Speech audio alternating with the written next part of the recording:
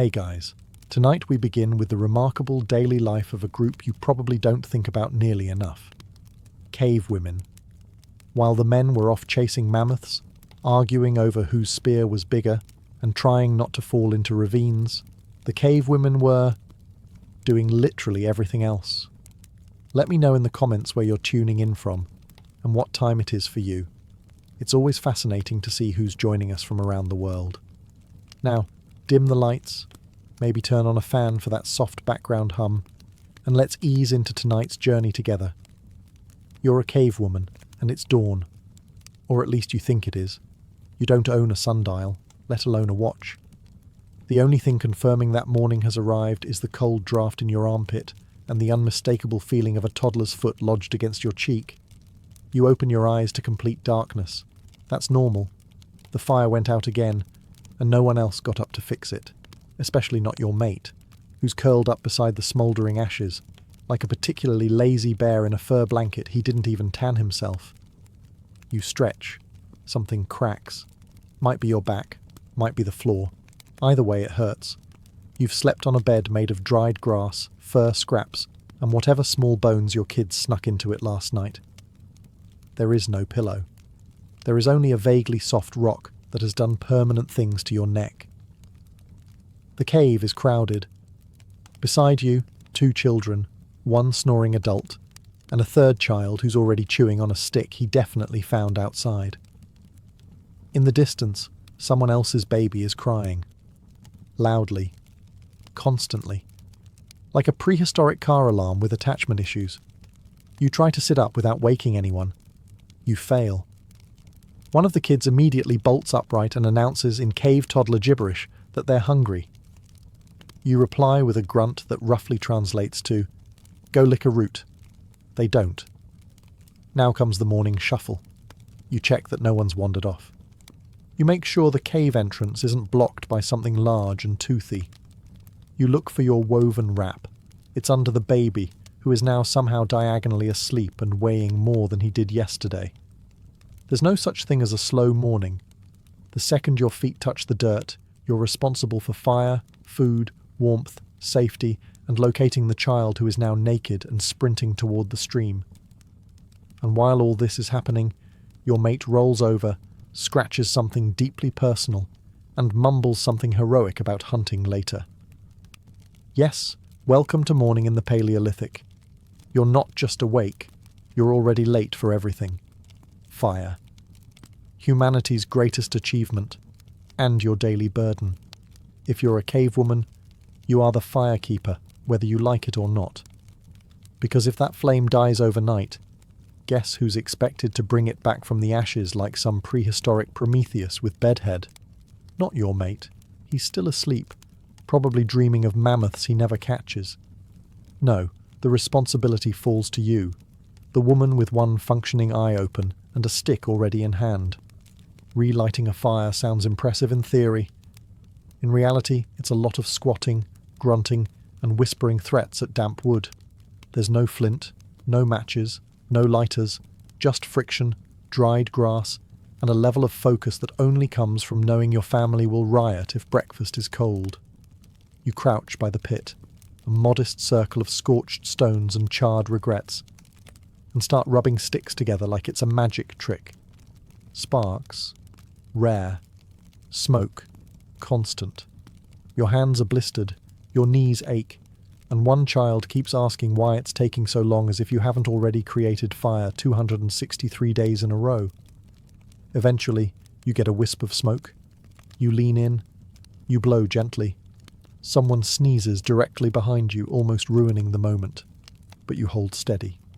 Finally, a flame. Small. Precious.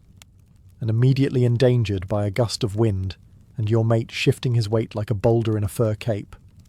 Once the fire's going, the real work begins. You stack fuel, arrange stones for cooking, and try not to burn yourself on the same log for the 3rd day in a row. Meanwhile, your children gather around like moths, holding sticks and absolutely plotting chaos. Fire isn't just for warmth. It's for boiling water, cooking food, keeping animals at bay, and making your damp cave feel slightly less like a dungeon. And you maintain it all day, feeding it like a pet with anger issues. If it rains, you cry. If someone kicks dirt into the fire pit, you consider violence. And if the hunters come back empty-handed, guess what? You still need fire, for soup, out of twigs. Because in your world, if fire dies, everything dies. So you guard it like your life depends on it. Because it does. There's no such thing as a relaxing breakfast in the Paleolithic era. There's no menu, no coffee, and definitely no one asking, how do you want your eggs? Mostly because there are no eggs. Because the last time someone tried grabbing one, it hatched into something with claws. You're a cavewoman, and the children are already whining about food. You offer them a handful of crushed nuts, and they look at you like you just served disappointment on a rock. One of them asks if there's meat. You don't laugh. There might be meat, if the firewood fairy and the miracle hunt fairy show up together. So you do what you always do, forage. You grab a woven basket made of grass, sling a baby over one hip, and walk out into the wild.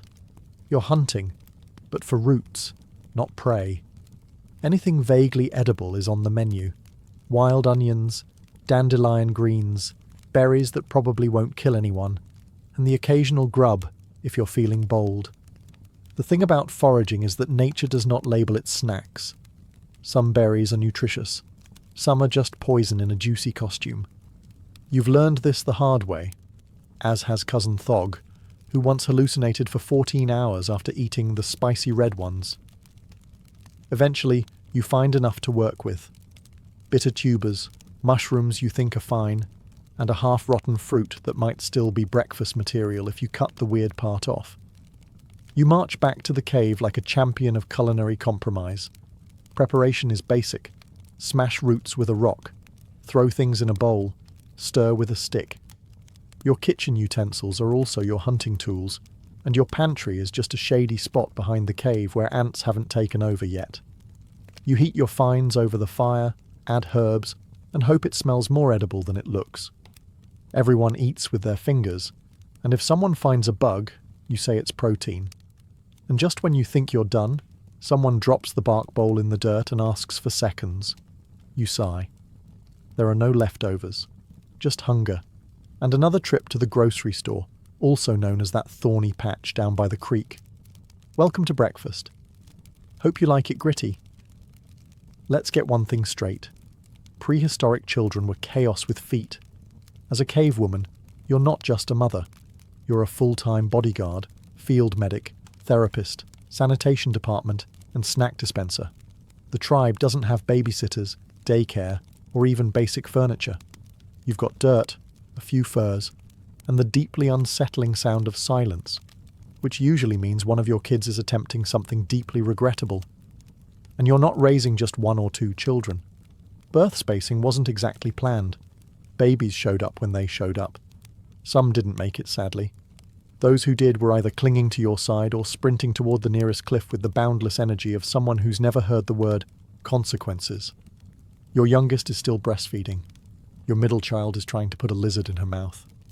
The oldest has vanished, which means he's probably throwing rocks at bees again. You scan the horizon. No sign of him. Just a faint screaming sound in the distance. Classic. Meanwhile, you're trying to grind a root into mush using a flat rock and your last ounce of patience. One arm is cradling a squirming toddler, and your back is bent into a permanent L shape from years of multitasking while crouched. Toys. Try this stick and that rock. Entertainment. You. You are the entertainment. Every facial expression, every noise you make, it's all subject to mimicry, giggles, or emotional breakdowns. And the moment you actually need to focus, say, on not burning dinner, a child will either walk directly into the fire, poop on the food preparation area, or begin loudly asking questions about death. And discipline? Well, you've got two tools, your voice and your eyebrow. And if neither works, you resort to that ancient parental phrase passed down through generations. Put that down, or I swear to the spirits I'll feed you to the wolves.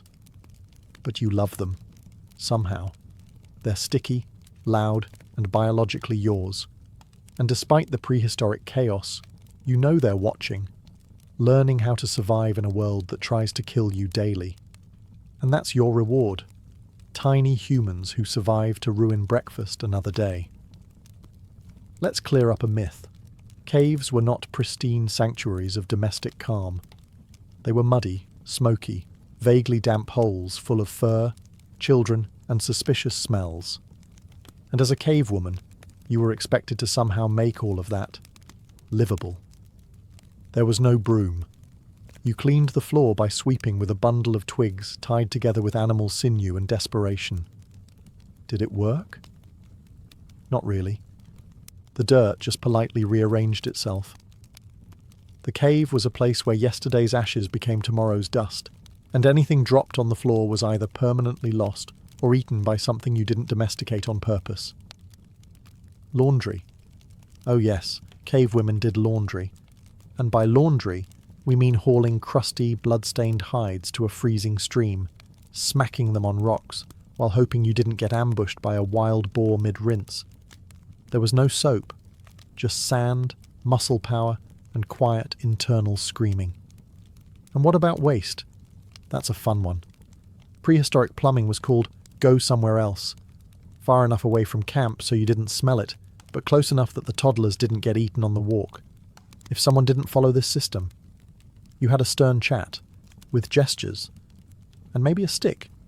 Dishes, also known as lick the bark bowl and pass it on. Hygiene was a community affair, and the standard for clean was mostly no visible bugs. Of course, cleaning wasn't just about tidiness, it was about disease prevention. You didn't have germ theory, but you did have instincts and observational wisdom. If your neighbour's hut started smelling weird and everyone inside started falling over, you probably moved your bedding 30 feet in the opposite direction and burned some herbs just in case. The worst part? No one noticed the work unless you didn't do it.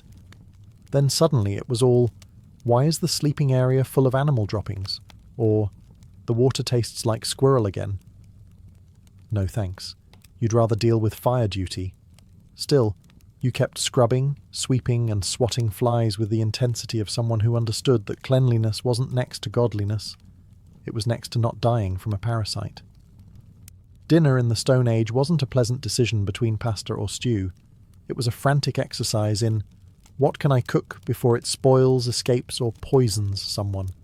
And when you're a cave woman, the answer to that question is often something vaguely edible, if I hit it hard enough. You don't have pots, you don't have pans, you have fire, a flat rock, and the optimistic hope that this time the food won't fall into the coals again. Most of your meals involve roasting, charring, or holding something dangerously close to flame until it stops twitching. Cooking techniques were basic. Place meat on stick, wave near fire, pray it doesn't taste like yesterday's regret. You begin by sorting what little you have. Maybe a bit of meat from the last successful hunt, assuming it hasn't been completely claimed by flies, cousins, or dogs that technically aren't yours but never leave. If there's no meat, you turn to foraged options. Tubers, roots, mushrooms, you're only 70% sure won't kill anyone. Spice? A luxury. Flavour? Optional. Texture? Always somewhere between crunchy and chewy in all the wrong ways. While preparing the food, you're constantly interrupted. One child insists on helping by poking things with a stick. Another is crying because the mushroom looks like a frog. Your mate sits by the fire, thoughtfully sharpening a spear and offering helpful advice like, don't burn it this time. You mash roots with a stone, scrape bark for flavouring, and stuff leaves where leaves probably don't belong. Wrapping meat in large green plants helps it cook evenly, a trick you invented after several meals turned into charcoal sculptures. Occasionally, you'll try boiling something in a pouch made from animal stomach, which makes the whole cave smell like soggy ambition. Presentation is non-existent. Food is served on bark slabs, handed out in pieces, or dropped straight onto outstretched hands. Everyone gathers around the fire like vultures who've been fasting all week. If they eat in silence, you call it a win. If someone gags, you ignore it.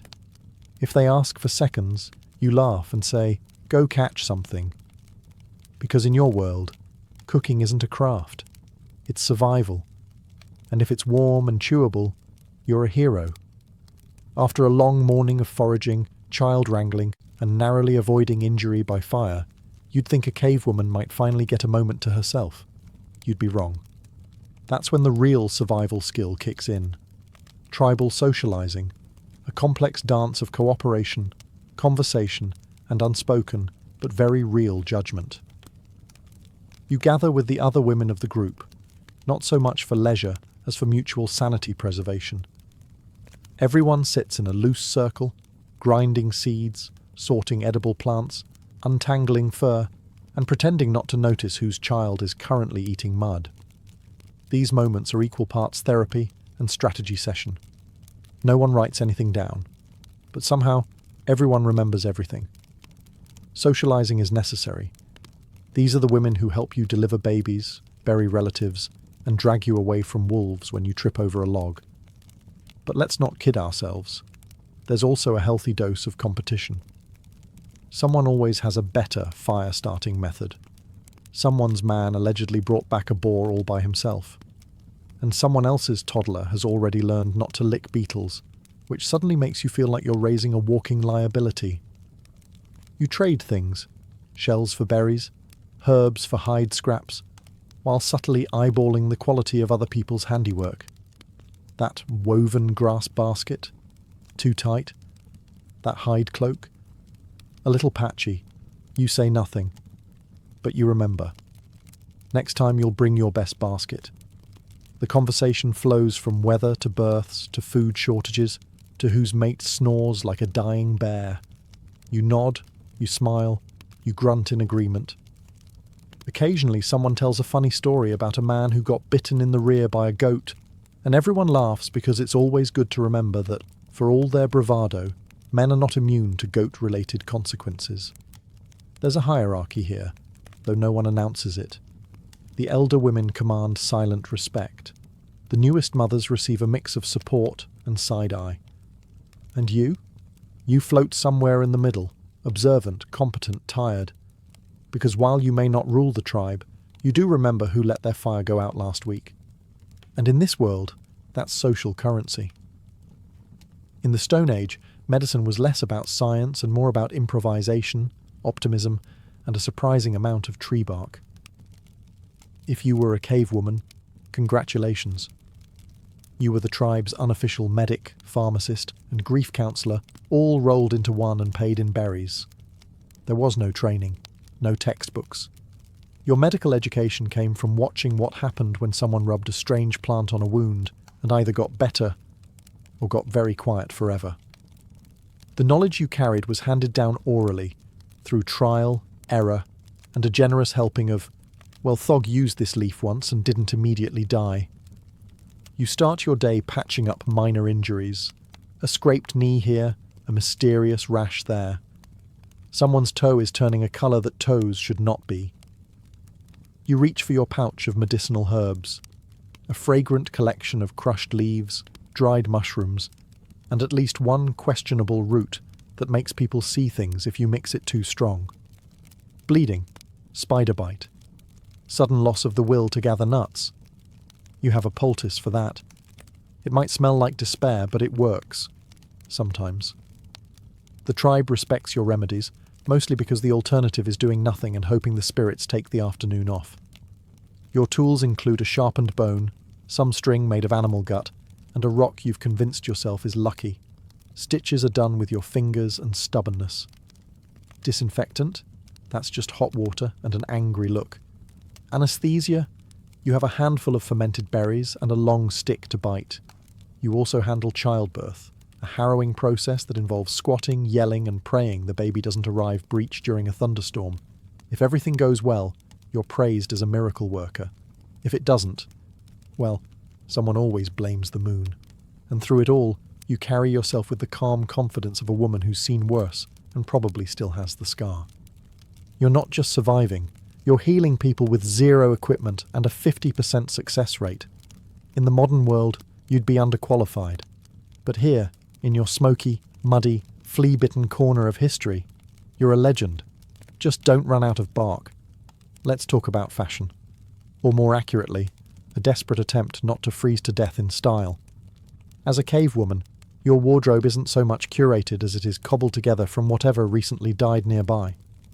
There's no closet, no mirror, and definitely no one asking you if your furs are ethically sourced. Your typical outfit is made from animal hide that you or someone very exhausted, skinned, scraped, and dried in the sun while fighting off flies the size of walnuts. Once soft enough not to slice open your armpits, it's sewn together with bone needles and sinew. No zippers, no buttons, just rawhide ties and the occasional safety knot that somehow ends up in the middle of your back where you can't reach it. The end result? You're covered mostly, and warmish. The fur itches, the leather creaks, and there's always a mystery stain that no one wants to identify. But it keeps the wind out and the judgmental glares of elder women to a minimum. That's good enough. Footwear is optional, because making shoes is a pain. If you have them, they're made from scraps of hide tied to your feet with cord that will snap the moment you step in something inconvenient, like mud or a hedgehog. Socks? No such thing. You just get cold toes and a deeper sense of humility. Accessories do exist. Necklaces made of bones, shells, or shiny rocks. Not for style, mind you. These things have meaning. That piece of amber? Found it during a vision quest. That bear tooth? Taken from a very dead bear that someone else killed, but you did most of the screaming. You wear it with pride and mild exaggeration. Hairstyles? Mostly practical. You braid it, wrap it, or chop it off with a sharp rock because your child decided your head was a good handhold. Sometimes you add a feather, just to feel fancy. Occasionally you spot someone with charcoal around their eyes or red ochre on their cheeks and think, wow, she really tried today. So yes, fashion exists in the cavewoman world. It's functional, funky, and 100% biodegradable. And you? You're absolutely rocking the murdered an animal in the dark look. Ah, love in the Paleolithic era. It's not candle-lit dinners or long walks on the beach. It's more like grunting at each other across the fire and hoping no one else claims them first. As a cavewoman, your romantic prospects are limited. The gene pool is shallow, and most of the men are either your cousin or a cousin-adjacent mystery. Courtship starts subtly. He brings you a particularly fat worm. You pretend to be impressed. He tosses pebbles near you during a gathering. You ignore him, but don't move away. The message is clear. I see you. I have stones. Let's talk. Eventually he approaches. Not with words. No one wastes good language on romance. But with a gift. Maybe it's a piece of meat. Maybe a shiny rock. If he's really trying, it's both. You accept it with a nod. You're now unofficially a couple. The entire process takes about 3 minutes, and no one looks anyone in the eye the whole time. Love is practical. He hunts. You gather. He brags about his last boar kill. You point out you've kept 3 children alive on boiled roots and stress alone. Mutual respect is earned in grunts, firewood, and how well you both pretend not to notice each other's flatulence by the hearth. Affection is shown in low-effort gestures, sharing the dry side of the fur blanket, not stepping on your weaving mat, occasionally helping with water hauling without being asked. You once caught him scaring a predator away from your sleeping spot and felt something that might have been butterflies, or maybe it was just undercooked tuber. Jealousy exists, of course. There's always someone trying to flex by carrying a larger stick or doing one-armed lifts with a deer carcass. But if someone flirts too hard, you settle it with side eyes and extremely public sarcasm. If that fails, a discreetly thrown rock often does the trick. There's no poetry, no flowers, and no written love notes, mostly because writing hasn't been invented yet. But there's loyalty, shared warmth, and an unspoken bond forged through mud, mammoths, and mutual exhaustion. It's not glamorous, but it's real. And occasionally, he even lets you have the last bite of something cooked. Now that's romance. You wake up hoping today will be peaceful. Maybe just some light foraging, a few sibling squabbles, and no surprise injuries. But no. Today the wolves are back. Or the bears. Or if you're really lucky, the neighbour clan from across the ridge, the ones who always accidentally set fire to your berry patch and claim they thought it was theirs. As a cave woman, you're not just a homemaker. You're also part-time security detail. You don't get a spear, of course. That's reserved for the men who only remember to use it after something bites someone. No, your weapons are more subtle. A pointed stick, a hefty rock, and the dead-eyed stare of someone who's been interrupted while boiling roots. Wild animals don't care if you're busy. Leopards don't reschedule. Hyenas don't knock. They just show up, teeth bared, usually when your hands are full of something squishy. You hear the snarls, grab the nearest child, and start shouting. Not because shouting helps, but because yelling is the only tool evolution has left you at this point. Sometimes you scare them off. Sometimes they grab a piece of your food stash and vanish into the brush like furry little bandits. And sometimes you just chuck a rock and hope it hits something important. That's called strategy. Then there are the neighbours. They don't attack with claws. They attack with glares, passive aggression, and accidental hunting incursions. Maybe they're eyeing your cave. Maybe they want your water source. Maybe someone in your group mated with someone in theirs and now everything's weird. Whatever the reason, tensions simmer like slightly spoiled mammoth stew. When things get serious, you all gather. Not for diplomacy, but for group yelling. It's a lot of chest thumping, gesturing, and comparing whose animal skins are less moth-eaten. Occasionally someone throws a stick. Occasionally someone bleeds. And then everyone walks away feeling both victorious and vaguely confused. Because the line between wild animal and neighbour is sometimes very thin, and through it all you hold your ground, covered in mud, clutching a baby and a club, thinking, if one more thing tries to steal my dried berries today, I will lose what's left of my sanity.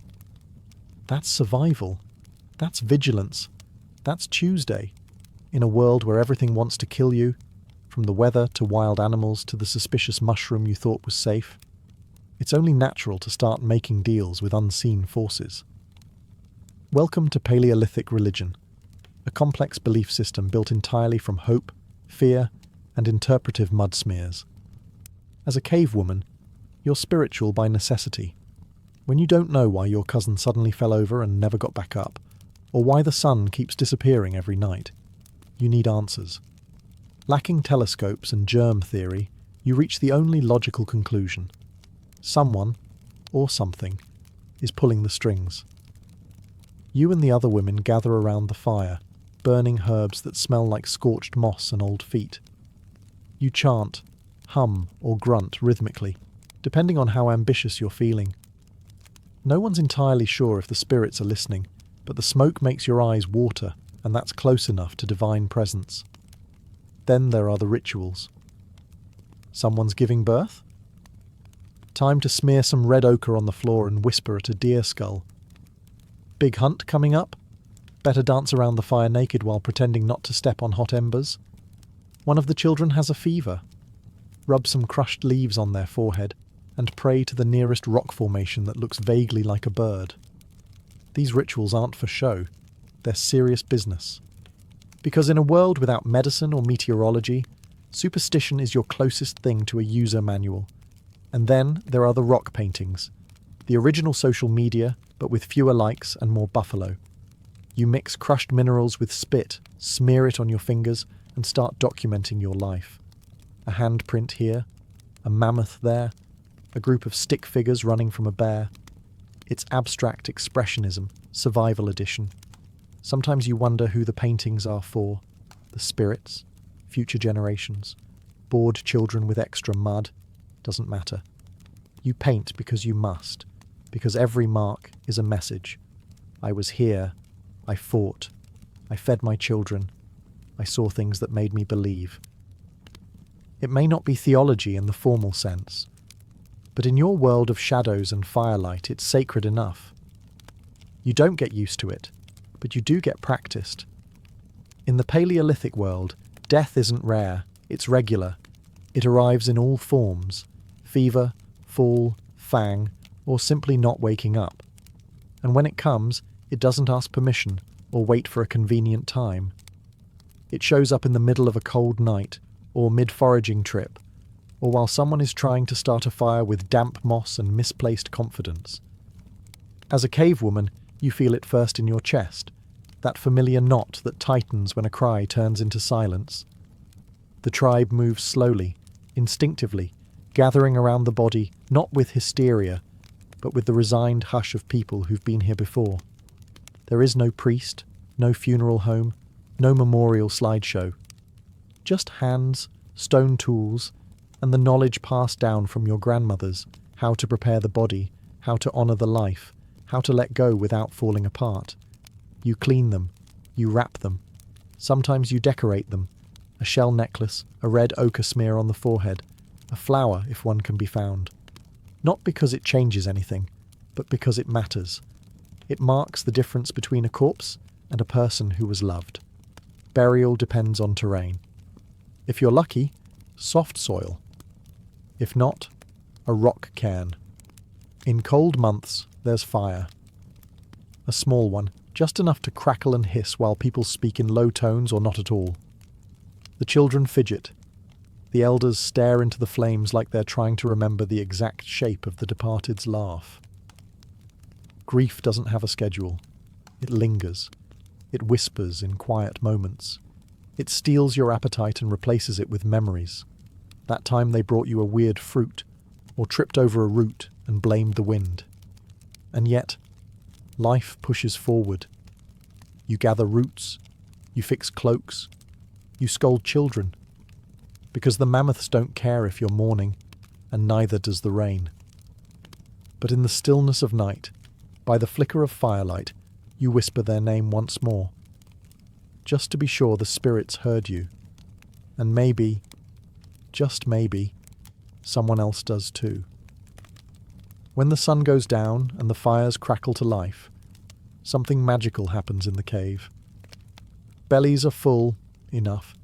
Children are finally sitting still, mostly, and the night stretches long and dark and full of mystery.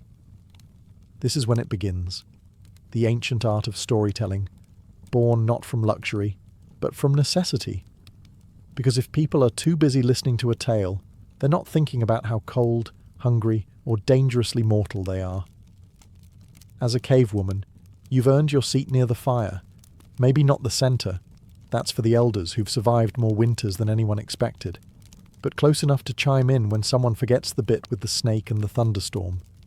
Your voice joins the hum of generations, stitching together half-truths, actual events, and just enough exaggeration to keep the kids awake.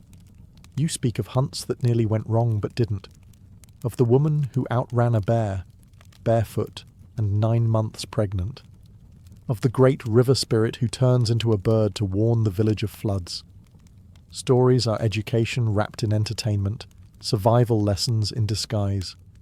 Want children to stop wandering off? Tell them about the cave ghost who steals loud toddlers. Want men to stop wasting arrows? Remind them of the idiot who missed a mammoth and got peed on by an elk.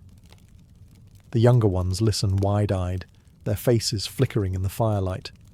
This is their school, their history class, their bedtime routine.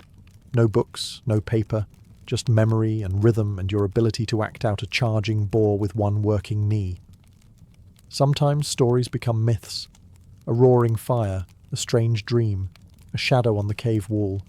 Suddenly someone's a god, or a hero, or the reason the stars move. And before long, those tales are passed down as truth, carved into bone, painted in ochre, whispered from mother to child. Because you don't just survive, you remember. You turn hardship into legend, and names into echoes that outlast teeth, time, and the cold stone walls of your home. Legacy, in the end, isn't made of tools or furs. It's made of stories told in the dark. Ask the average person to picture a cave woman, and they'll probably summon some cartoonish image, unibrowed, club-wielding, wearing a leopard bikini and screaming in grunts. A side character in history, decorative, primitive, not especially bright, maybe dragging a child around while her mate invents the wheel and claims credit for fire. But here's the truth. They've got it exactly backwards. Cave women weren't helpless. They weren't sidekicks. They were the backbone of the tribe. The medics, the foragers, the shelter builders, the child rearers, and the memory keepers. They fought toothaches with bark, hunger with creativity, and winter with nothing but a hide, some hope, and a flint that barely sparked. They didn't write textbooks. They were the textbooks. Everything their children knew came through their hands, their stories, their warnings whispered beside fires. They weren't just surviving. They were organising chaos, quietly, constantly. While some guy tried, and failed, to spear a rabbit for 3 hours, cave women were making dinner out of roots and mushrooms and possibly that bird he stepped over 3 times. And beauty? Don't even start. Forget airbrushing. These were women who wore the sun on their skin, who braided their hair with bones and shells, who tattooed themselves with soot and berries and meaning. Their jewellery wasn't from a store. It was from the riverbed they walked barefoot every day, carrying a child on one hip and firewood on the other. They've been misunderstood because they didn't leave behind monuments or armies, but they left behind everything else. Tools worn soft from constant use, fingerprints in cave paint, burial sites where loved ones were laid to rest with care and ceremony.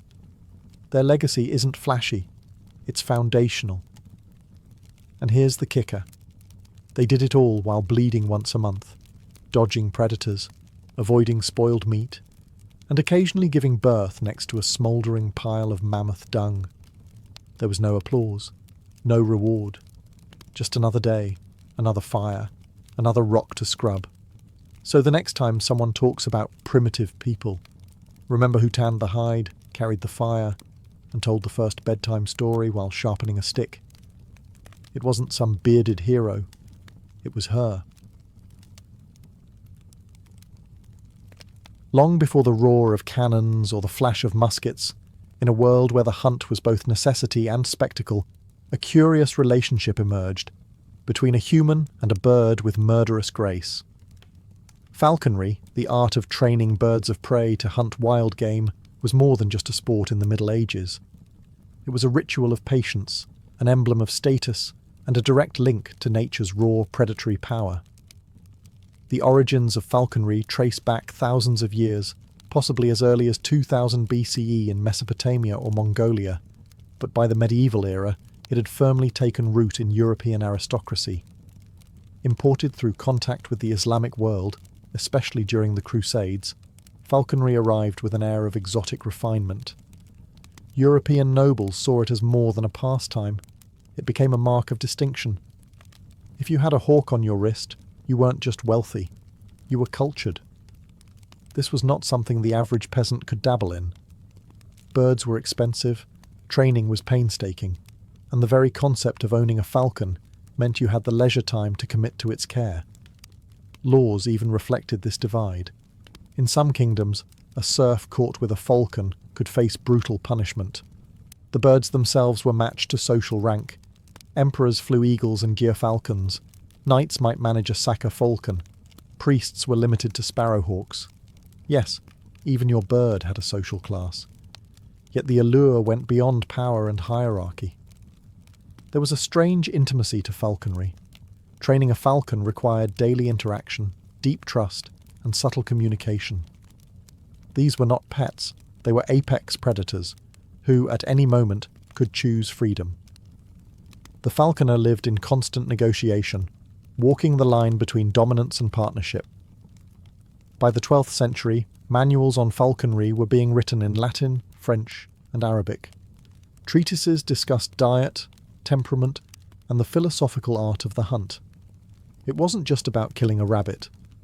It was about aesthetics, precision, and the thrill of watching nature weaponized and leashed. Barely.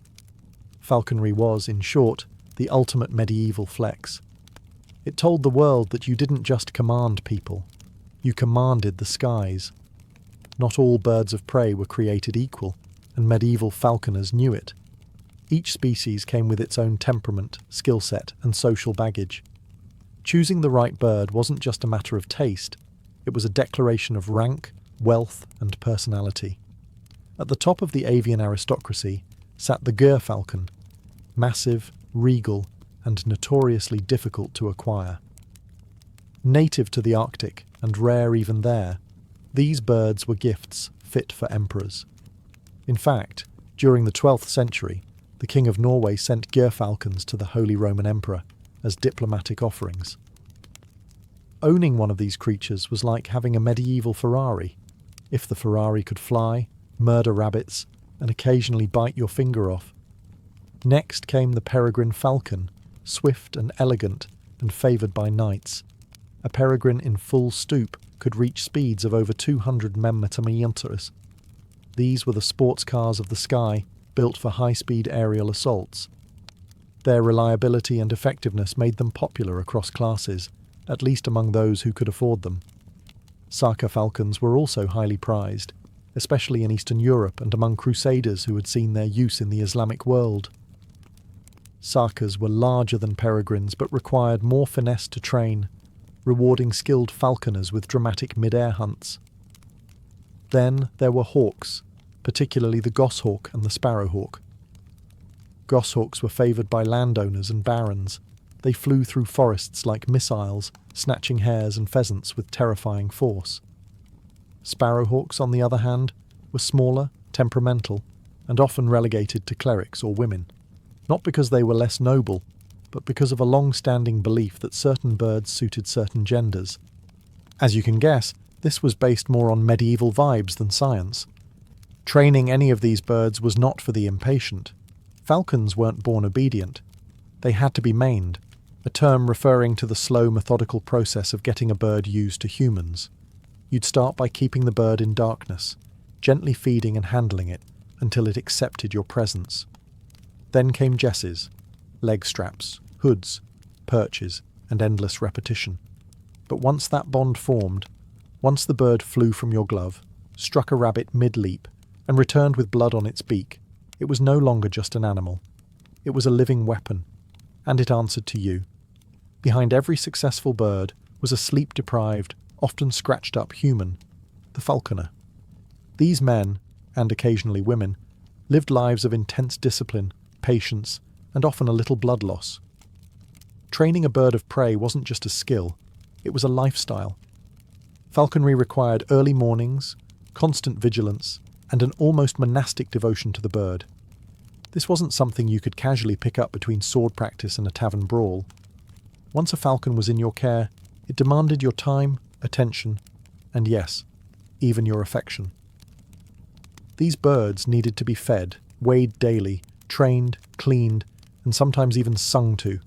If that sounds a bit too tender, remember, a poorly bonded falcon could fly away the moment it was unhooded, and that's your year of training gone with a single flap of wings.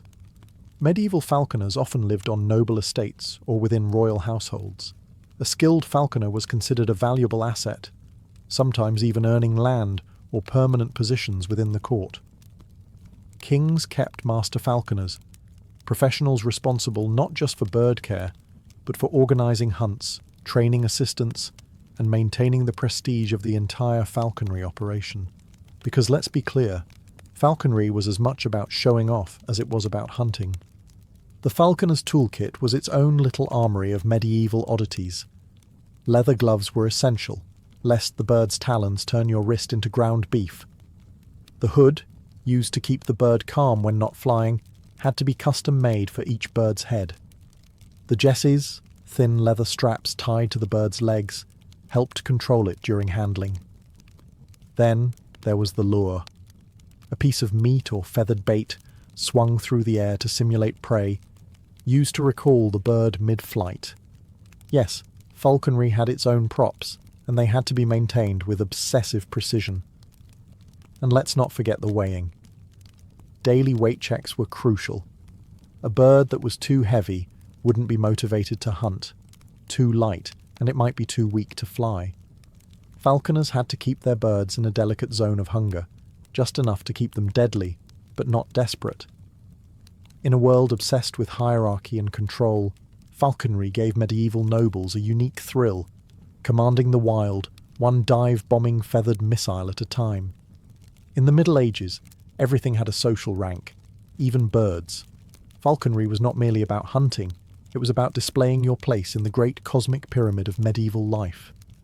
Who you were determined what kind of bird you could fly, and heaven help you if you tried to punch above your station. Medieval society had an unspoken, and sometimes very much spoken, hierarchy of falconry. This wasn't just cultural, it was enshrined in sumptuary laws in places like England. These rules dictated which birds were appropriate for which social classes, ensuring that everyone stayed in their lane, even while out in the field chasing pheasants. The emperor might fly a gerfalcon, the most prized and majestic of all the hunting birds, white as snow, massive and fearsome. Kings were allotted the peregrine falcon or the gentle but noble merlin. Barons and knights might train psyker falcons or goshawks. Ladies of high birth were often given merlins, small swift birds suited for catching larks. Even clerics and monks got their own hawks, usually of the more manageable sparrowhawk variety. And peasants? Peasants weren't supposed to have falcons at all. If one was found in possession of a noble bird, it wasn't just a breach of etiquette. It could be treated as theft, or worse, poaching on aristocratic privilege. That falcon on your wrist could get you fined, imprisoned, or even mutilated, depending on the local lord's mood. But the falcon wasn't just a symbol of social class. It was a living accessory, like a luxury watch that screams, "I don't work for a living." Walking through the castle grounds with a bird perched calmly on your gloved hand told everyone you had the time, money, and education to maintain something as high maintenance as a hawk.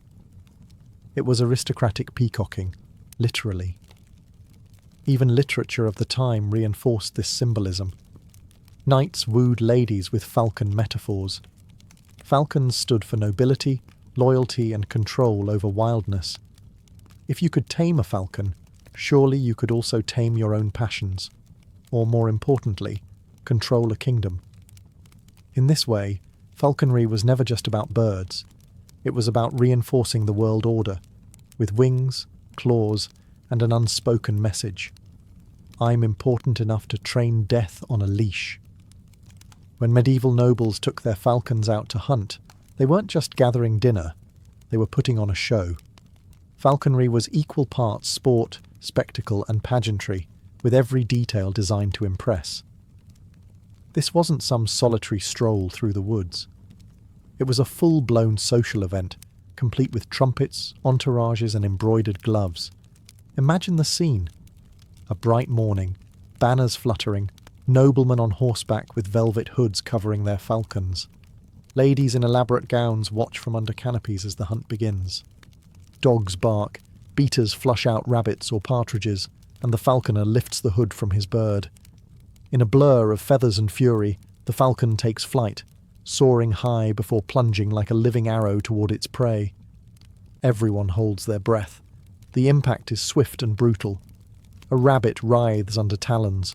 A bird tumbles mid-air. The falcon returns, sometimes to the lure, sometimes to the falconer's glove, often to a small feast of warm meat. Applause may follow. Compliments are exchanged. Wine is poured. But make no mistake, this wasn't just entertainment. The hunt was a political statement.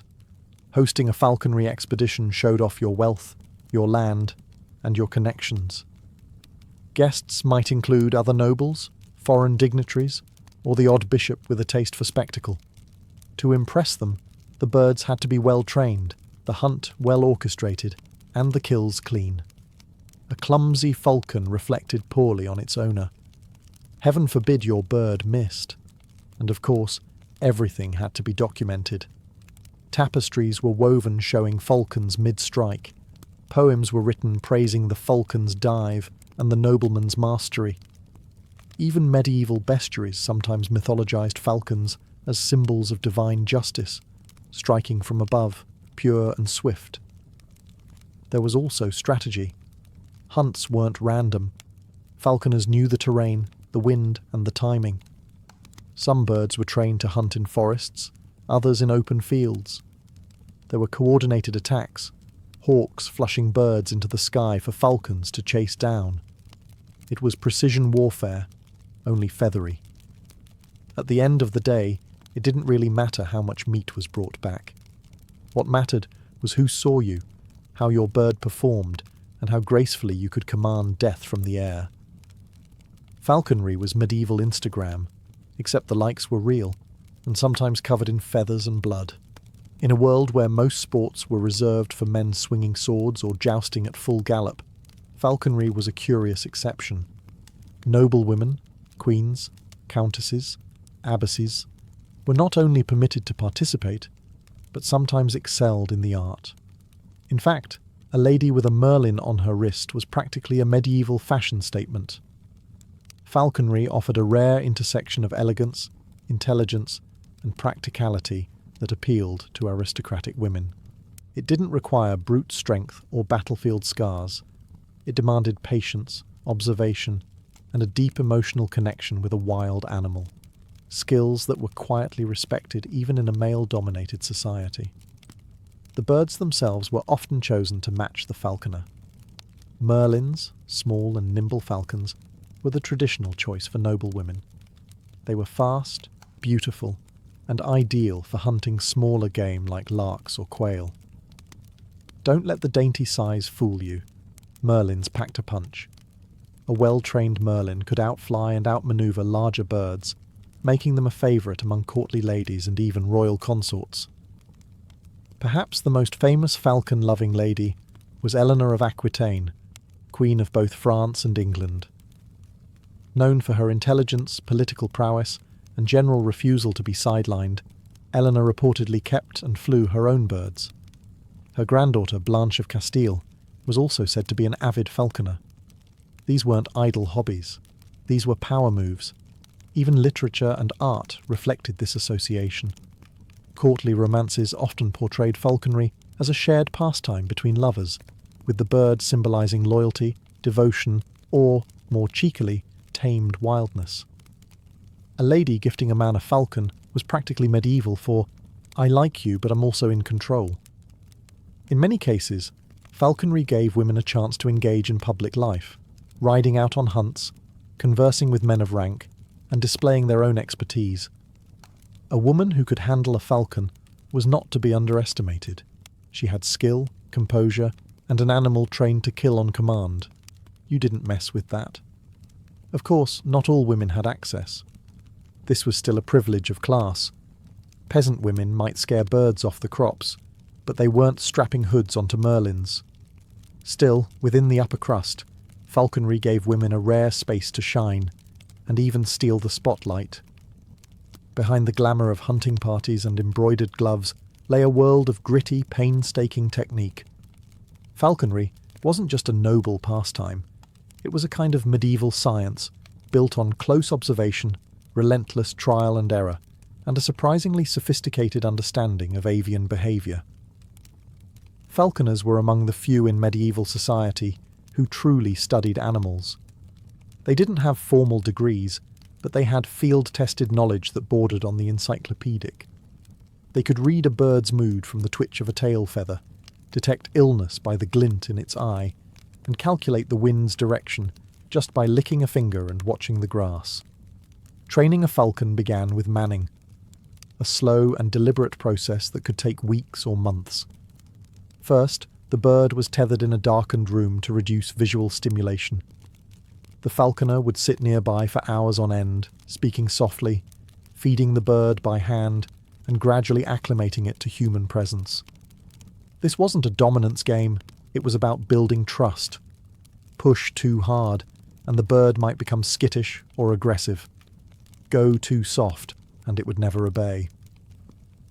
Once the bird accepted the falconer, it was introduced to equipment: the hood to keep it calm, the jesses for control, and the perch to simulate natural roosting.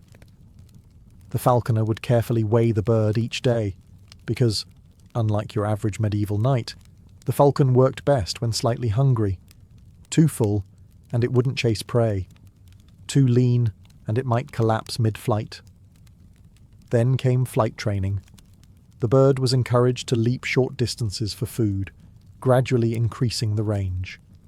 Eventually, it would be flown on a crayons, a long, thin cord, allowing it to soar while remaining tethered. The final step was free flight, where the falconer held their breath and hoped the bird would return. Surprisingly, medieval falconers even understood rudimentary dietary science.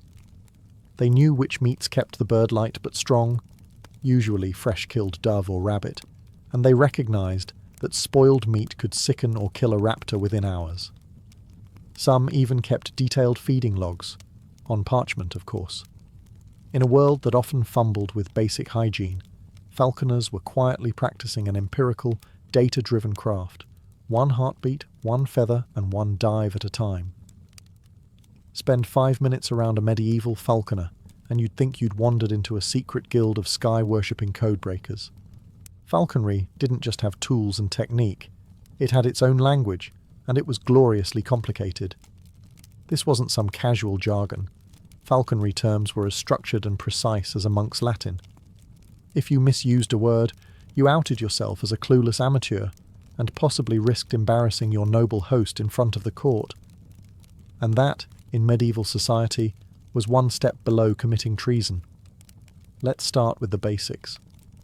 A young falcon was an ayaz. A trained one was mewed. If a bird was molting, it was said to be enseamed. When it defecated, which it did, often and explosively, it was called muting. A hungry, ready-to-hunt falcon was sharp-set, and if it refused to return from flight, that's a yarrock bird gone at hack. Translation: you probably weren't getting it back. Then there was the equipment. The jess was the leather strap on the bird's legs. The bewit secured bells, yes, bells, to its ankles so you could track it through the sky. The creance was the long training line. The lure was swung through the air to recall the bird, and a well-made one was practically a work of art. Feathers, leather, meat, and sometimes ribbon, all stitched into a deadly little puppet. And we haven't even touched on social greetings. There was an entire vocabulary just for referring to who could fly what. For example, if someone told you, "A yeoman should fly a goshawk," that wasn't idle advice. That was a social boundary dressed up as a bird recommendation. This dense lexicon wasn't just about being precise. It was a status flex. The more fluent you were in falcon speak, the more you proved your breeding, education, and worth. It was the Latin of the elite outdoorsman, a secret handshake in spoken form. Even today, many of these phrases have slipped into modern English without most people noticing. Fed up, for example. That came from falcons too full to fly. Hoodwinked? That's what happened when you slipped a hood over a bird's eyes. Like all things medieval and noble, falconry eventually began to fade, not with a dramatic crash, but with a slow, dignified descent. The rise of gunpowder weapons and firearms in the late Middle Ages changed hunting forever. You no longer needed a year to train a falcon to catch a hare when a musket could drop it in seconds. The falcon, once the apex predator of the noble hunt, was suddenly inefficient. Falconry didn't disappear overnight. It lingered, clinging to courts and ceremonial traditions. Some kings and queens continued to keep birds purely for show. Others tried to preserve it as a high art, the way you might keep an antique lute or a suit of armour. But the truth was simple. Time and technology moved on, and falcons could not compete with lead bullets and double-barreled convenience. The social shift didn't help either. As the medieval order gave way to the early modern world, the rigid class structures that upheld falconry began to erode. The once sacred rules of who could fly, what bird grew blurry. With urbanization and industrialization creeping across Europe, there just weren't as many deer-filled forests and hawk-friendly moors to strut through. Yet falconry refused to die. Instead, it transformed. In the East, particularly in the Middle East and parts of Central Asia, it remained deeply rooted in tradition, surviving as a cultural and even spiritual practice. In the West, falconry was reborn in the 19th and 20th centuries as a sport of conservationists and enthusiasts. What was once a medieval show of dominance became a gesture of respect for nature and heritage. Today, falconry is practiced around the world, and in 2010, UNESCO even recognized it as an intangible cultural heritage of humanity. It may no longer determine your social rank or impress a duchess, but it still demands the same patience, knowledge, and reverence that medieval falconers mastered centuries ago. The falcon on the glove no longer signals political power, but it still stares down the wind with primal elegance, and the bond between falconer and bird, forged through hours of silent trust, still echoes a truth the Middle Ages knew well, that nature, when respected, can be both companion and conqueror. In the year 1137, under the crescent moons of the Abbasid Caliphate, a boy named Yusuf ibn Ayyub was born in the fortress town of Tikrit, nestled along the Tigris River. His birth went unnoticed by history's great chroniclers. There were no prophecies, no omens in the stars, just another child born into a Kurdish military family, under the roof of a father who served as a local governor. And yet, this boy would grow to become Saladin, the most revered Muslim general of the Middle Ages. A man whose name would strike both awe and admiration, not just in the Islamic world, but in the courts of his Christian enemies. From the beginning, Saladin's world was one of instability and ambition. The Islamic world was divided. The Abbasid Caliphate in Baghdad had long since lost its grip on real power. The Fatimids in Egypt clung to their waning Shia rule, and the Levant was a checkerboard of emirates and city-states barely holding their own. All the while, Christian crusader kingdoms, propped up by European knights and papal funding, grew bolder by the day, slicing into Muslim lands with alarming confidence.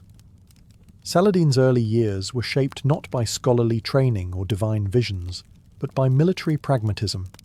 His uncle, Shirkuh, a seasoned general in the service of the Zengid ruler Nur ad-Din, took young Saladin under his wing. It wasn't love or favoritism. It was necessity. The region was on fire, and everyone with a sword was needed. And so Yusuf learned, not just the sword, but politics, religion, and warcraft. He was quiet, observant, almost scholarly in nature. Few would have predicted this soft-spoken youth would command armies. But Saladin had something rarer than charisma: strategic patience. He watched, waited, absorbed, and when the time came, he moved with precision. It was an era that forged giants, and though Saladin did not yet carry the title Sultan, nor had he raised a banner of his own, the pieces were falling into place. His journey from forgotten noble-born to commander of the faithful had already begun. He had been born in the shadows of collapsing empires, but he would rise to unify them under one crescent, one sword, and one enduring legacy. By the mid-12th century, Egypt was a fractured land ruled by the fading Fatimid Caliphate, a Shia dynasty barely holding off chaos. Power vacuums make for easy conquest, and both Christian crusaders and Muslim warlords had their eyes on Cairo. Into this storm rode Shirkuh, Saladin's uncle, on the orders of Nur ad-Din, the Sunni ruler of Aleppo and Damascus. Saladin came as Shirkuh's assistant, a loyal nephew, not yet a leader. But Egypt would prove to be his crucible. The Fatimid court was a snake pit of intrigue, bribery, and betrayal. Viziers schemed, crusader envoys lurked, and the caliph himself was more figurehead than ruler. Shirkuh played the game ruthlessly, battling both external armies and internal plots. Saladin, ever the quiet observer, watched his uncle cut through Cairo's political webs with a sword in one hand and gold in the other. In 1169, Shirkuh died suddenly, some say from overindulgence, others from poison. And just like that, the most powerful army in Egypt had no commander. The Fatimid Caliph, perhaps out of desperation or political convenience, named Saladin the new vizier. It should have been a death sentence. Saladin was young, foreign, and Sunni in a Shia court, where enemies outnumbered allies. But this was where the world got its first glimpse of Saladin the statesman. Instead of purging his rivals with fire and sword, he moved with careful grace. He kept the Fatimid Caliph as a figurehead, retained popular officials, and slowly, methodically, built loyalty among Egypt's fractured elites. But he was also transforming Egypt from the inside out. He funded Sunni madrasas, replaced key military officers, and realigned Egypt with Nur ad-Din's Sunni cause. And when the Fatimid Caliph al-Adid died in 1171, Saladin didn't declare himself sultan. He simply had the Friday prayers recited in the name of the Abbasid Caliph, signaling to the Islamic world Egypt had returned to Sunni orthodoxy. It was bold. It was bloodless. It was genius. By the time Nur ad-Din died in 1174, Saladin wasn't just vizier. He was the de facto ruler of Egypt, with its wealth, its army, and its strategic position in the Muslim world. The general had found his battlefield. The diplomat had found his throne. With Egypt firmly in his grasp, Saladin now turned his gaze eastward, to Syria, to Damascus, and to the legacy of his former overlord, Nur ad-Din. When Nur ad-Din died in 1174, his territories fractured. His heir was a child, and ambitious emirs circled like vultures. Syria, the cradle of Saladin's early career, was suddenly vulnerable and ripe for reunification. But Saladin wasn't yet a sultan. He had Egypt, yes, but his claim to Syria wasn't automatic. There were rivals, holdouts, and former allies who now saw him as a usurper. He had to tread carefully, diplomatic enough not to appear power-hungry, but forceful enough to seize opportunity when it appeared. In typical Saladin fashion, he moved with calculated restraint. First, he marched into Damascus, not with a conquering army, but as a protector of Nur ad-Din's son. The people welcomed him. He paid debts, lowered taxes, and emphasized continuity over conquest. His takeover felt more like a homecoming than an invasion. Other cities were not so agreeable. Aleppo resisted, and so did various splinter rulers loyal to the idea of a divided Syria. Saladin fought battles, negotiated truces, and offered mercy where most men would have delivered vengeance. It wasn't just about blood, it was about legitimacy. He needed the people to want him to rule. Between 1174 and 1183, Saladin played a brilliant game of military chess. He secured Homs, Hama, and even confronted the powerful assassins, yes, the real ones, the Hashashin, who tried to murder him twice. He survived both attempts and eventually made peace with their enigmatic leader at Alamut. Even his enemies recognized that Saladin had become too formidable to destroy and too righteous to dismiss. By the time he claimed Aleppo in 1183, Saladin was no longer just a military leader. He was the unifier of Muslim lands from the Nile to the Euphrates. His authority was not inherited, but earned, through diplomacy, endurance, and above all, a patient commitment to restoring Islamic unity against the looming threat of the Crusader states. He now had the lands, the men, and the religious mandate. The jihad against the Latin kingdom of Jerusalem was no longer a theory. It was a plan, and the man leading it wore no crown, but the entire Muslim world knew his name. By the early 1180s, Saladin was no longer just a regional power. He was becoming a symbol. To Muslims across the fractured Middle East, he was a unifier. To his enemies in the Crusader states, he was becoming something more dangerous than a brute with an army. He was a strategist with a mission. His authority now stretched across Egypt, Syria, and northern Mesopotamia. He held the political capital, the religious legitimacy, and the military might to launch a war that many believed had been coming since the fall of Jerusalem in 1099. But Saladin didn't strike immediately. He wasn't reckless. He waited, building alliances, securing supply lines, and ensuring that when the time came, his campaign would be more than just a series of raids. It would be a holy war with clear objectives, not chaos disguised as jihad. His restraint, however, was not shared by everyone. The Latin kingdom of Jerusalem, under the hot-headed rule of Reynald of Chatillon, continually provoked Saladin's forces. Reynald attacked Muslim caravans, broke truces, and even threatened a march on Mecca itself, a red line few Muslim leaders could ignore. Saladin responded not with rage, but with intent. In 1187, he assembled the largest army he had ever commanded. He rallied troops from across the Islamic world: Turks, Kurds, Arabs, Berbers, even volunteers from as far as Persia. This was not just a war, it was a religious cause, and Saladin made sure his men knew it. He was also careful to frame the conflict in moral terms. His war was not against all Christians, only those who desecrated truces, violated treaties, and disrespected Islam's sacred places. Even in his declarations of jihad, he maintained a tone of dignity. This wasn't vengeance, it was justice. By now, both sides knew what was coming. Skirmishes increased. Crusader outposts fell one by one, and on the horizon loomed the city that had become the heart of the Christian presence in the Holy Land, Jerusalem. But first, Saladin would meet his enemies in open battle. He wasn't a reckless warlord. He was a lion with a long memory, and the patience of a chess master who had finally lined up his pieces.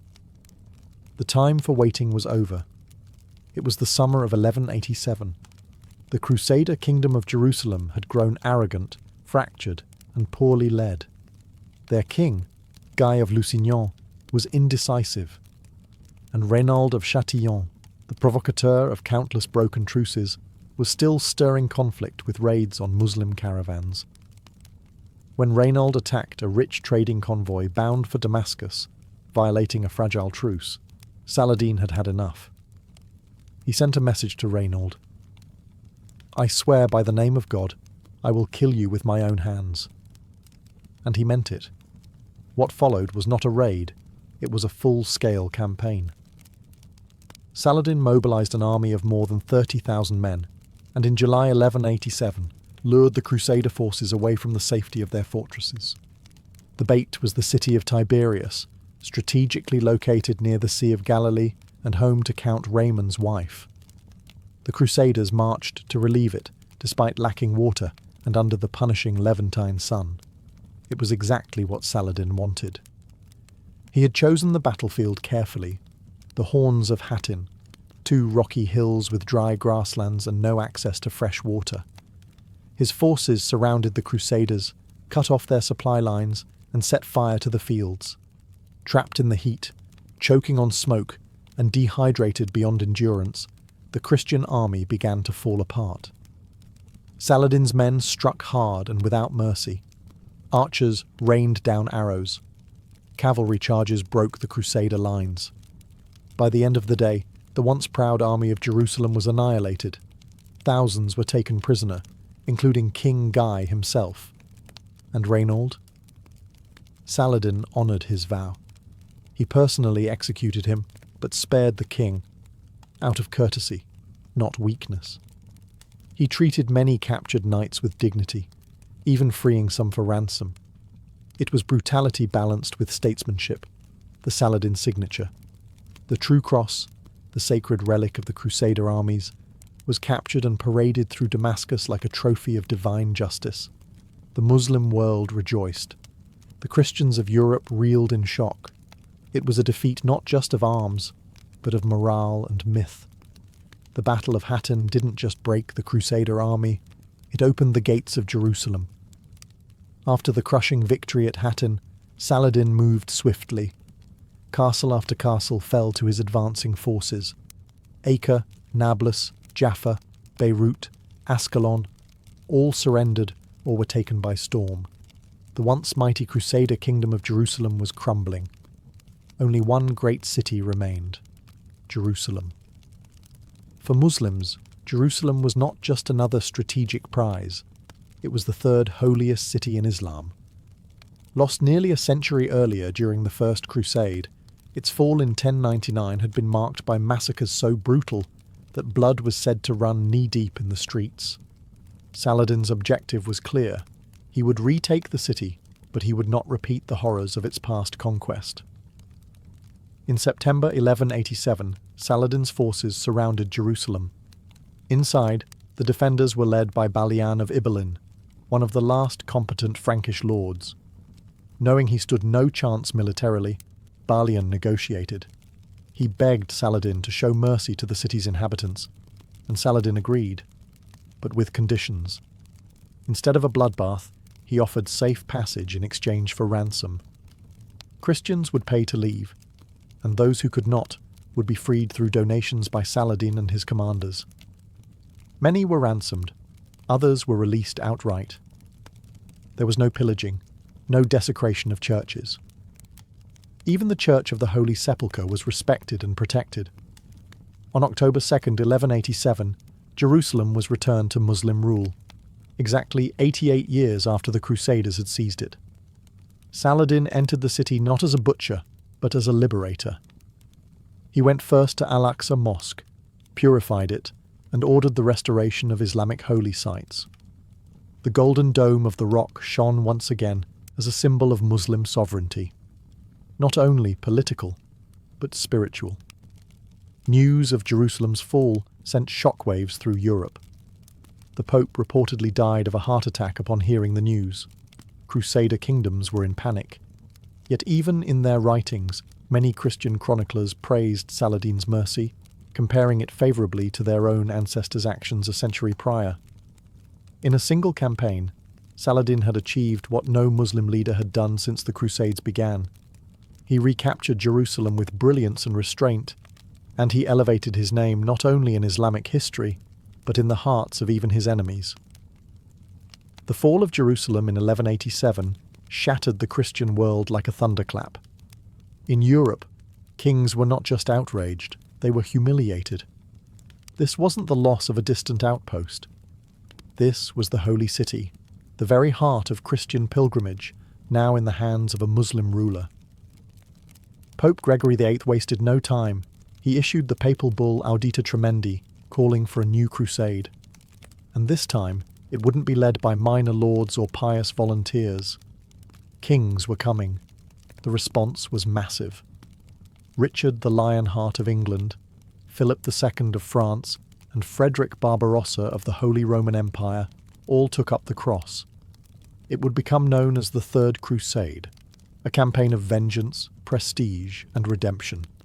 And at its centre was Saladin, the man who had to face the full might of European Christendom. Saladin prepared for war. He reinforced coastal fortresses, secured key trade routes, and stocked his armies with fresh supplies. He knew what was coming, and he knew these were no ordinary knights. These were rulers with vast treasuries, elite soldiers, and seasoned generals. In 1190, Barbarossa drowned en route in Anatolia, his army dissolving without their leader. But Richard and Philip pressed on, landing in the Levant and capturing Acre in 1191 after a brutal siege. Saladin had tried to relieve the city, but was forced to withdraw when disease and attrition wore down his army. The recapture of Acre was a blow, but Saladin didn't crumble. He continued to harass Crusader forces with hit-and-run tactics, avoiding open battle while bleeding them dry. Still, the Crusaders pushed forward. At the Battle of Arsuf, Richard scored a tactical victory, and Saladin witnessed firsthand the English king's formidable prowess. Yet despite the back and forth, neither side could truly land a final blow. Jerusalem remained under Saladin's control, but Richard lacked the numbers and political will to storm it. The two titans eventually came to terms. In 1192, the Treaty of Jaffa was signed. Jerusalem would remain in Muslim hands, but Christian pilgrims would be granted safe access to the holy sites. It wasn't a total victory for either side, but it was peace, forged between two warriors who had come to respect one another deeply. Saladin had held his ground, not just with the sword, but with diplomacy and dignity. By the end of the Third Crusade, Saladin was not just a military commander. He had become a legend, admired by friend and foe alike. Even in an age marked by religious fanaticism and brutal war, Saladin stood out for his extraordinary sense of honour, restraint, and chivalry. Western chroniclers, often loath to praise their enemies, couldn't help but admire him. Stories spread of Saladin sending doctors and cold water to Richard the Lionheart during his illness. When Richard's horse was killed in battle, Saladin is said to have sent him 2 new ones, saying a king should never fight on foot. Whether embellished or not, these tales fed into a powerful myth that Saladin was a warrior who fought hard but fairly, and one who respected his enemies, even as he defeated them. But Saladin's generosity didn't stop at kings. After battles, he frequently spared prisoners who could not pay ransom. He protected Christian holy sites in Jerusalem, allowing priests and pilgrims to continue their worship even under Muslim rule. While many leaders throughout history demanded loyalty through fear, Saladin inspired it through character. This wasn't weakness, it was calculated strength. His mercy gave him political capital, helping win over cities and tribes without having to spill blood. And for many Muslims, his conduct wasn't just politically wise, it was Islamic virtue in action. He embodied the principles of justice, humility and mercy as defined in the Quran, presenting an image of jihad not as blind destruction, but as noble struggle in the service of faith and order. At the same time, Saladin lived modestly. Despite ruling over vast lands and immense wealth, he was known for sleeping on mats, eating simple food and wearing plain clothes. When he died, he left behind no personal fortune, no castles filled with gold, no overflowing treasuries. His possessions could barely cover the cost of his own burial. This humility, paired with military brilliance, transformed him into a symbol. To Muslims, he was the ideal mujahid. To Christians, the worthy adversary. To history, a rare figure who managed to combine power and principle, politics and piety, war and wisdom. Saladin wasn't just a conqueror. He was a man who elevated how conquest itself was remembered. By 1193, the dust of war had settled. Jerusalem remained under Muslim control, and peace, however fragile, held across the Holy Land. The Crusaders had failed to reclaim their sacred city, but they had secured access to it. Saladin, weary but dignified, returned to Damascus, his warhorse aged, his body thin, and his soul stretched by years of battle, diplomacy, and the burdens of leadership. But even legends must fall silent. In March of that year, Saladin fell ill with a fever. He was 55. No violent end met him. No final charge. No assassin's blade. Just a slow, quiet unravelling in a small Damascus chamber. The man who had once commanded empires now lay in a simple room, surrounded not by jewels or slaves, but by family, scribes, and physicians. When he died, it was discovered that he had almost nothing to his name. Despite ruling over the wealthiest territories in the Islamic world, Saladin had given away nearly everything to charity, his soldiers, the poor, and scholars. His funeral had to be paid for by borrowing money. In an age of greed and ostentation, this was almost inconceivable. His body was buried near the Umayyad Mosque in Damascus, where his modest tomb still stands today. Humble, quiet, unguarded.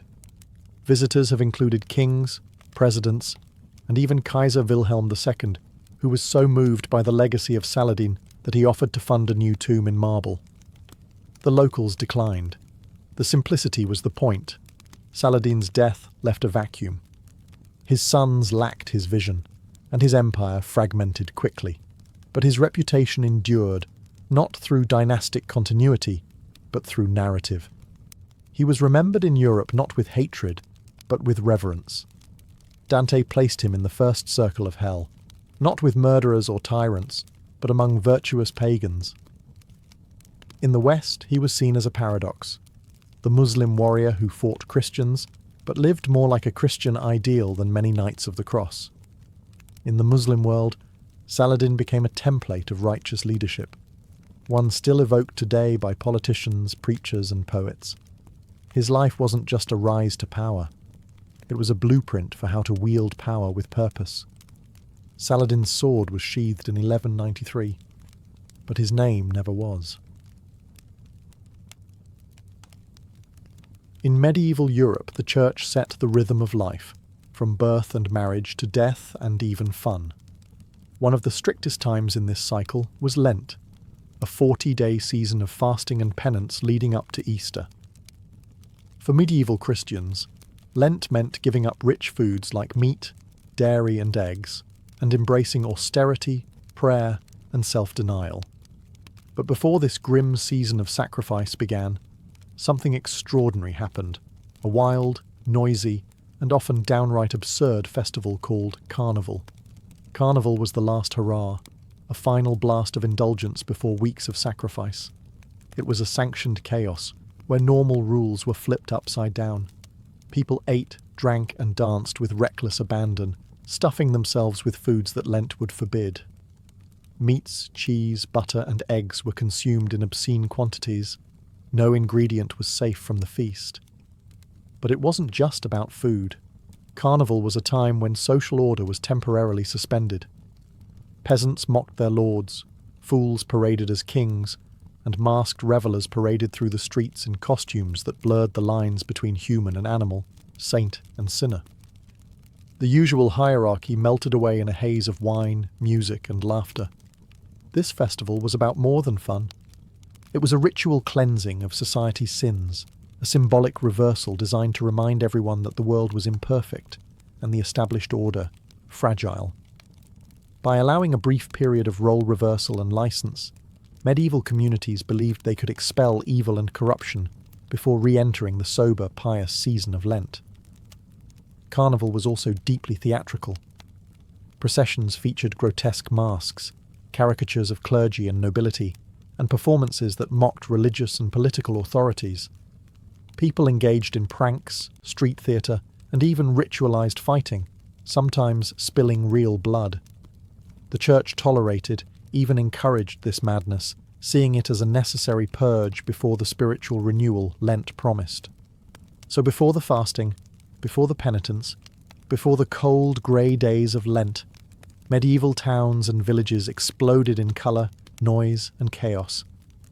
It was a momentary rebellion against restraint, a celebration of human folly and sin, a final taste of earthly pleasures before the soul's harsh diet began. Carnival's roots reach far deeper than the medieval church's calendar. Its origins lie tangled in centuries-old traditions, pagan festivals, and the human urge to celebrate before winter's end.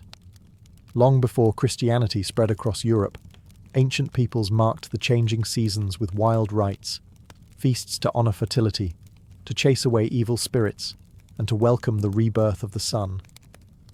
When Christianity arrived, it didn't erase these festivals, but instead absorbed and transformed them. The church cleverly timed Carnival to occur just before Lent, turning a pagan feast of excess into a Christian ritual. The name itself, Carnival, likely comes from the Latin carnivale, meaning farewell to meat. It was a clear signal that the good times were ending, and a strict, meatless season was about to begin. Throughout medieval Europe, Carnival took on local flavours and customs. In Italy, Venice's famous masked balls created an atmosphere of mystery and disguise that became legendary. In Germany and Switzerland, elaborate parades and colourful costumes celebrated the departure of winter spirits. In France, masked dances and wild men costumes mocked authority and social norms. Despite regional differences, one theme remained constant: the suspension of social order. The peasant could impersonate a noble, fools ruled the streets, the poor mocked the rich without fear of punishment. The church's sanction of this role reversal might seem surprising, but it served a social purpose. It acted as a pressure valve for society, releasing tensions that might otherwise explode in rebellion or unrest. Carnival also had a darker side. In many places, the festivities included bawdy humour, crude jokes, and even sanctioned violence. Masks hid identities, allowing people to say and do things that would be forbidden the rest of the year. Sexual innuendo, drinking to excess, and public disorder were not only tolerated, but expected. By the Middle Ages, Carnival was firmly established as a pre-Lenten ritual with deep popular appeal. It was a time when people from all walks of life came together, rich and poor, noble and peasant, to eat, drink, and act out fantasies before the long, penitential season of Lent began. One of the most striking features of medieval Carnival was the mystery and madness of masks and costumes. For weeks, people prepared elaborate disguises, transforming themselves into animals, devils, saints, and figures from folk tales. These masks were not mere decoration, they were tools of transformation. allowing wearers to shed their everyday identities and step into a world of chaos and freedom. Masks gave the wearer anonymity, a kind of magical invisibility that broke down social barriers. A peasant could become a lord, a wife could mock her husband, and even the clergy could be parodied without fear of retribution. This reversal of roles was at the heart of Carnival's power. The usual hierarchy, the rigid chain of feudal society, was temporarily broken. Costumes ranged from the grotesque to the whimsical. People donned robes stitched with bells, wore oversized animal heads, or painted their faces with bright, unnatural colours. In some towns, wild men paraded the streets, men dressed in leaves, animal skins, and feathers, embodying the untamed forces of nature. These figures were a living reminder of the wildness lurking beneath civilization's surface. Carnival was a performance as much as a party. Processions wound through town squares with dancers, musicians, and actors playing out scenes of reversal and mockery. Sometimes the festivities included feasts of fools, where minor clerics or peasants were crowned king for a day and given license to ridicule their superiors openly. This theatricality was not just for entertainment, it was deeply symbolic. The masks and role reversals allowed medieval people to confront their fears, frustrations, and desires in a socially acceptable way.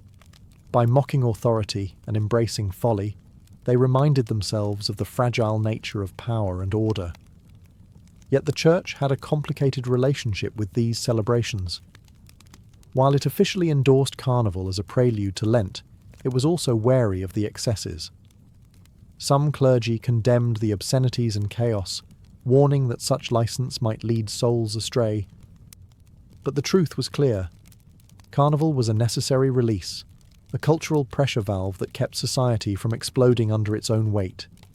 In the wild masks and raucous laughter, medieval Europe found a momentary escape, a space where the world's rules could be bent, if only until Ash Wednesday dawned.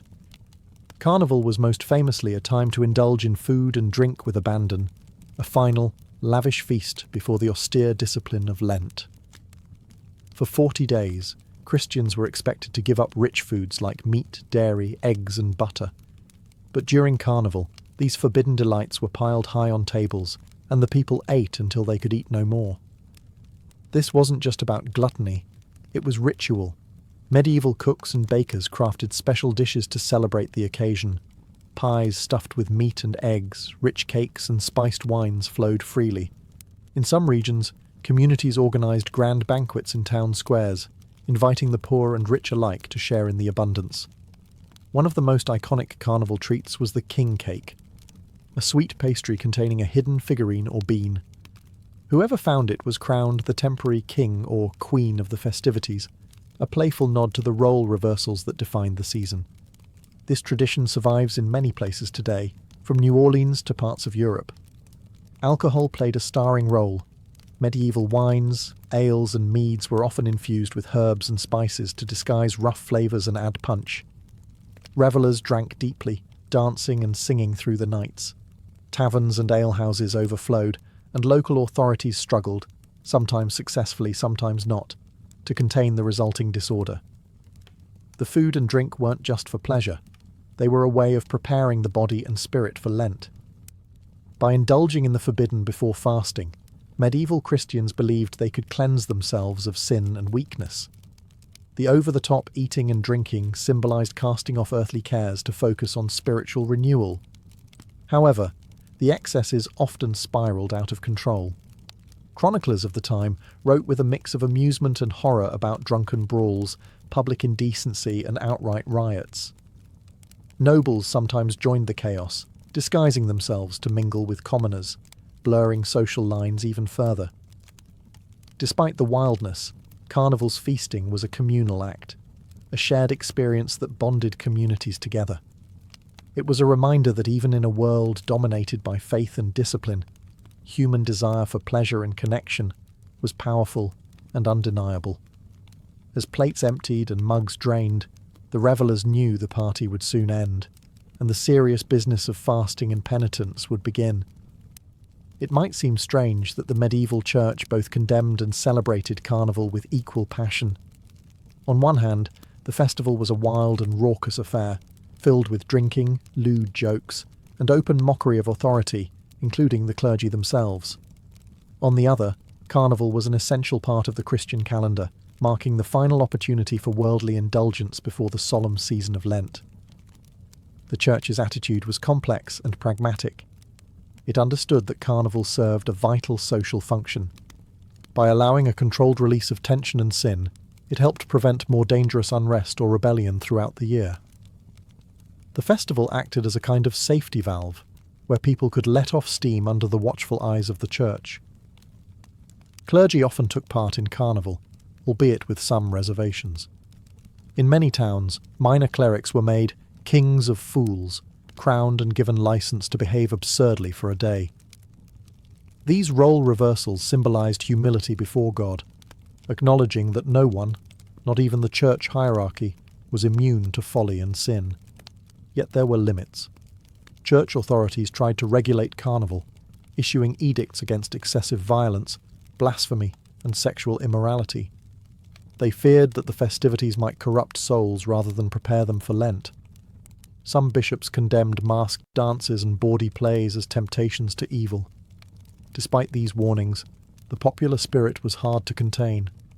The Church often found itself walking a fine line between control and indulgence, sometimes sanctioning the festivities, other times condemning them, but rarely able to fully suppress them. Theologically, Carnival was framed as a time of penance by proxy. The sins committed in the festival were meant to be temporary and forgiven, purged by the Lenten fast. It was an acknowledgement that humans were flawed and prone to excess, but that God's mercy and repentance could restore balance. In essence, Carnival embodied the paradox of medieval Christianity, a religion demanding strict discipline, yet rooted in forgiveness and humanity's imperfection. The Church's uneasy embrace of Carnival revealed a recognition that spiritual renewal sometimes requires a little chaos first. Among the most infamous Carnival traditions in medieval Europe was the Feast of Fools, a day when the usual social order was turned completely upside down and the world seemed turned inside out. This feast wasn't just about food and drink, it was a full-blown festival of mockery, satire, and role reversal. During the Feast of Fools, the lowliest members of the Church, clerks, choir boys, and minor officials, were elevated to mock positions of power. They might be crowned bishop or pope for the day, presiding over parodies of religious ceremonies. These fools would deliver ridiculous sermons, sing bawdy songs, and act out absurd plays that poked fun at the very institutions they served. The message was clear: no one was beyond satire, and humility was a virtue, even for the powerful. But this wasn't just clerical mischief. The Feast of Fools was a way for the entire community to engage in social satire. Peasants dressed as nobles, townsfolk mocked their rulers, and elaborate costumes lampooned everything from the clergy to the monarchy. In a time when speaking truth to power could be deadly, Carnival offered a brief window when criticism was not only tolerated, but encouraged. This celebration of inversion had deep psychological and social functions. It allowed people to express frustration with their daily hardships and rigid social hierarchies. For a day, the disenfranchised could laugh at the powerful, and the powerful could see themselves reflected in humorous exaggeration. It was a release valve that maintained social cohesion by acknowledging inequality without allowing it to explode into rebellion. However, the Feast of Fools was controversial. Church authorities often viewed it with suspicion or outright hostility, condemning the irreverence and disorder it encouraged.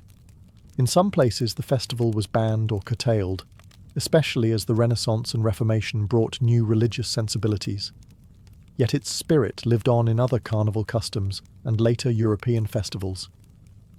The Feast of Fools reminds us that medieval society was not as rigid or humorless as often portrayed. Even in the darkest times, people found ways to laugh at themselves and their rulers, a tradition that survives in modern satire and political comedy. Carnival was as much a sensory explosion as it was a social upheaval. The streets, town squares, and marketplaces of medieval Europe came alive with music, dance, and spectacle, turning ordinary places into stages for wild celebration. Musicians played a crucial role in Carnival's atmosphere. Drummers, fiddlers, flutists, and pipers performed everywhere, from churchyards to taverns, inviting everyone to join the revelry. Their tunes ranged from raucous jigs and reels to bawdy ballads that teased and titillated listeners. The music was infectious, driving crowds to dance in large circles or impromptu pairs. Dance itself was a form of communal release and rebellion. Medieval carnival dances could be exuberant or downright chaotic. Some were highly choreographed, with participants donning elaborate costumes, moving in patterns that mimicked the turning of the seasons or the inversion of social order. Others were free-for-alls, with people stomping, spinning, and laughing in a frenzy of joy and abandon. Parades were another centerpiece of Carnival.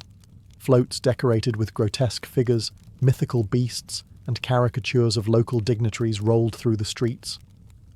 These floats were often pulled by oxen or horses, and accompanied by jesters and acrobats who performed tricks and told jokes. The spectacle was as much political commentary as entertainment, highlighting the absurdities of authority and celebrating the community's shared identity. In towns like Venice, Carnival's music and dance reached legendary heights. Masked balls and public performances blurred the lines between classes, genders, and even realities. Participants could reinvent themselves entirely. Nobles danced with servants, men disguised as women flirted with strangers, and the city's canals echoed with laughter and song late into the night. But Carnival's music and dance also had a deeper, almost spiritual meaning. They symbolized renewal and transformation, the shedding of old grievances, and the promise of new beginnings, as the harsh winter gave way to spring and Lent to Easter. Despite occasional complaints from moralists about the licentiousness of the celebrations, music and dance remained central to Carnival's enduring appeal. They were the heartbeat of a festival that celebrated life's contradictions, order and chaos, piety and pleasure, restraint and release. While Carnival was a time of laughter, music, and revelry, it was also a season when violence and chaos often erupted in the streets. The anonymity provided by masks and costumes gave people the freedom to act out their darkest impulses, without fear of retribution. What started as playful mischief sometimes spiraled into brutal confrontations. Medieval chroniclers often described scenes of drunken brawls, riots, and public disorder during Carnival. Crowds packed into narrow streets, fueled by wine and boundless energy, could easily turn on one another, or on the unfortunate targets of their frustrations. Street fights over stolen food, insults, or damaged costumes were common. Sometimes these clashes escalated into larger conflicts involving whole neighborhoods or rival guilds. The role reversals that defined Carnival could also provoke dangerous challenges to authority. Mock kings and queens might command acts of defiance against nobles or clergy. Peasants dressing as lords flaunted power they rarely held. Although these acts were generally tolerated during the festival, they occasionally sparked genuine resentment and reprisals once the masks came off. Authorities struggled to maintain control during Carnival. Town guards and watchmen were often overwhelmed by the sheer numbers of revelers. Some cities instituted strict regulations, limiting the hours of festivities or forbidding certain costumes and weapons. However, enforcement was spotty at best, and officials often turned a blind eye, recognizing that suppressing Carnival outright might incite worse unrest. Carnival's mixture of joy and danger made it a unique social pressure valve. It allowed people to release pent-up frustrations in a controlled environment, preventing these grievances from boiling over into full-scale rebellion. Yet the line between controlled chaos and outright disorder was always thin. The masks and disguises that gave Carnival its mystique also made it impossible to hold individuals accountable for their actions. This anonymity both protected and emboldened revelers, creating a space where the usual rules did not apply. In this way, Carnival reflected the contradictions of medieval society itself. a world of strict hierarchies and rigid norms, yet one that recognized the need for occasional upheaval and release. The chaos behind the masks was not just indulgence, it was a vital part of how communities survived and reset themselves year after year. As the Middle Ages gave way to the Renaissance and modern era, the wild spirit of Carnival began to change. The Reformation and Counter-Reformation brought stricter religious controls, and authorities, both secular and ecclesiastical, started cracking down on the excesses of the festival. What was once a chaotic release before Lent became more regulated, more sanitized, and sometimes even banned outright. Yet Carnival refused to disappear. Instead, it evolved, adapting to new cultural and religious realities. In places like Venice, the tradition of masked balls and elaborate processions continued, becoming symbols of aristocratic prestige rather than communal revolt. In rural areas, folk customs persisted, preserving the role reversals, feasts, and jesting in simpler local forms. Even today, echoes of medieval carnival survive around the world. The colourful parades of Mardi Gras in New Orleans, the masked festivities of Venice, and the raucous street parties of Brazil's Carnival all trace their roots back to this medieval tradition. The idea of a pre-Lenten celebration, an explosion of colour, noise and freedom before the solemn fast, remains alive and well. Carnival's legacy also lives on in the arts and literature. From the satirical plays of the Renaissance to modern political cartoons, the spirit of mocking authority and embracing folly continues to inspire. The masks, the music, and the idea that society's rules can be bent or broken for a time remind us of our shared humanity and the need for release. Importantly, Carnival teaches us about the balance between order and chaos, how societies manage tension, express dissatisfaction, and renew themselves through ritualized rebellion. In the Middle Ages, Carnival was more than a party. It was a social safety valve, a celebration of life's contradictions, and a momentary glimpse into a world turned upside down.